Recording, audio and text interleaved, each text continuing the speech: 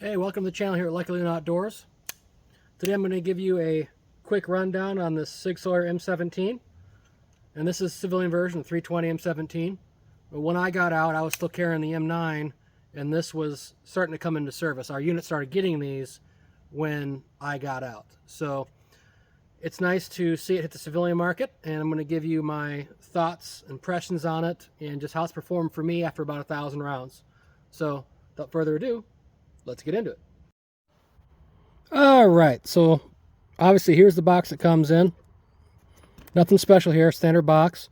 21 round mags, 17 round mags, the pistol, the flag, and there's the directions and lock and everything on the underside here. So very standard, although it is nice that it comes with the magazines. That's pretty fantastic. Most do not come with many mags, usually one mag. And again, this is going to be compatible with all the 320 mags in whatever caliber you have it in, which is nice.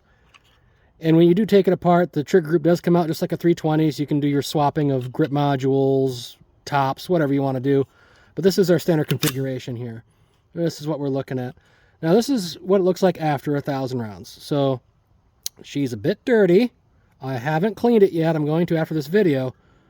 But you can kind of see what's going on here. The wear isn't too bad. The dirtiness isn't too bad.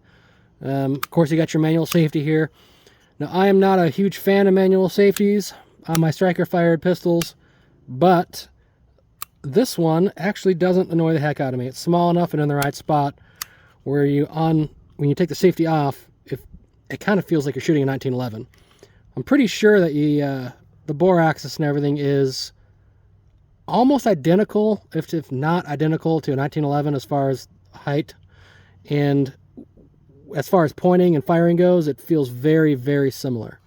So if you like 1911s, you'll probably like this. If you like striker fire pistols, I'm sure you'll like this. You like 320s, you'll like this. Let's talk about what I like about this thing.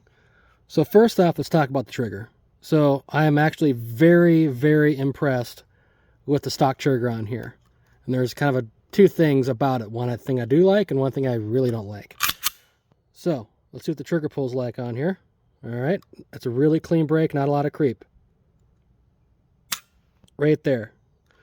So reset. When it resets, you actually don't even feel it on the trigger, which is pretty nice.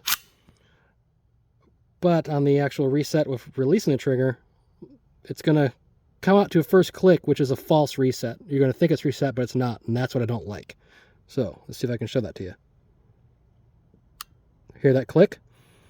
That's a false reset. It's not going to fire. See, I'm pulling on it, nothing's happening. You have to release past that first click to get it to reset, and it's a lot more than you think it is. Now it's reset. So it clicked again, and then you heard the full reset click. Now it should click on us. Boom, there's the next fire. That's the part I don't like. It gives you that false reset. It's almost a perfect stock trigger, except for that. So if you can get past that, it's really, really, really clean and a pleasant shooter. Recoil's not bad on it. Of course, you have your plates here so you can put optics on it. You got your night sights on here, which are pretty standard. They're pretty nice. They work just fine at night. And what I actually do like is they're fine. They're not big, fat, bright blobs. So I do appreciate that. Now, for some reason, with most of all the SIGs, to me, like I have multiples of them, and the grips on them just feel like they've been created for generic everybody. So they don't really fit anybody great. They don't fit anybody like terribly. They're just kind of okay. So I know there's a lot of aftermarket options for these things where you can get something that actually fits you really well. And that's a decent way to go. And of course, if you're buying this, you're probably not going to be doing that. You're getting it for what it is, which is fine. There's nothing, I don't really have anything terrible to say, nothing good to say about it. It's just what it is. So nothing crazy there. Of course, you have your manual safety. It's ambidextrous here. It's not big, not in the way. You get used to it, just like you do on 1911. Feels very similar to it. Shoots very similar to 1911 as well when you're shooting it. So that's pretty nice. Teardown is the same as 320. And the grip, or not the grip, the trigger group comes out just like a 320. So you can swap the modules, swap the rail, whatever. Customizable for you. And yeah, so overall, it's been a very good shooter. Alright, so let's see what the grouping looks like at 10 yards with this little guy. Let's take a look.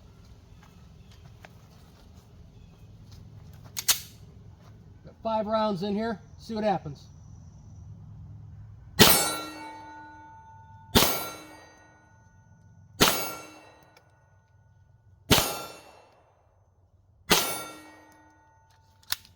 Let's take a closer look at it. You can tell I'm a little bit off today, but that's okay. We all have that happen. So here's our hand size for comparison, my thumb size for comparison. I was aiming for right here. Obviously, I hit pretty good on one of them, but I was pulling low left, like what? That's what happens.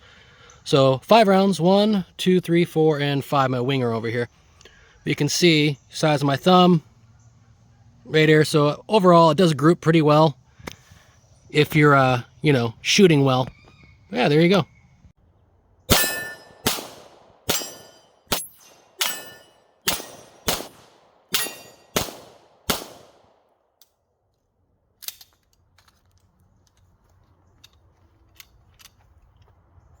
So at the end of the day, is the M17 worth purchasing?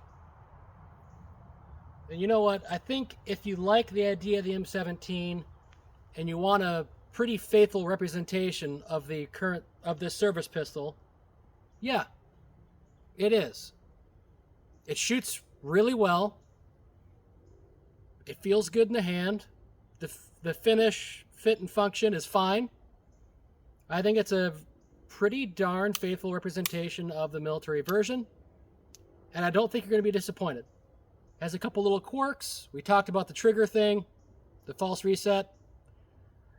I don't know if that's going to be standard across all of them, but it was on this one.